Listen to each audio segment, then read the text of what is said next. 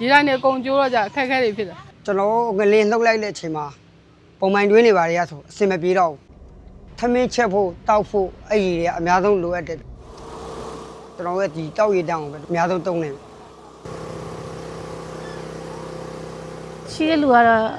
ဝယ်တောင်းနိုင်တာပေါ့မရှိတဲ့လူကျတော့လည်းမတောင်းနိုင်တရားလေးလာဆောင်နေကြလင်းကချက်ပုံးလောက်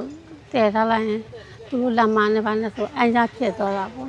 ဒီကရေကားတွေတွားမှလာရင်သူတို့မှာတောက်တုံးရည်အတွက်အဆင်ပြေတာခင်ဗျာကျွန်တော်အမရပူတာမျိုးလည်းအများဆုံးထူတမ်းမျိုးအားလုံး16နေရာတော့ရှိပါတယ်ခင်ဗျာ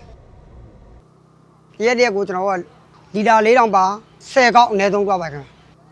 ငလီလောက်ခတ်ပြီးတပတ်ကျော်ကြာမှစတင်ခဲ့တဲ့တောက်ရည်ဖြန့်ဝေခြင်းလုပ်ငန်းဟာဆိုလို့ရှိရင်ယနေ့အထိကျွန်တော်တို့ဆက်လက်ကူညီဆောင်ရွက်ဆဲဖြစ်ပါတယ်အကြီးအကျယ်တောက်ရည်တန်းထုတ်တဲ့ဆက်တို့တောက်ရည်တန်းပို့တဲ့ကားတွေပါရဆက်ကျွန်တော်ကူညီပေးထားတယ်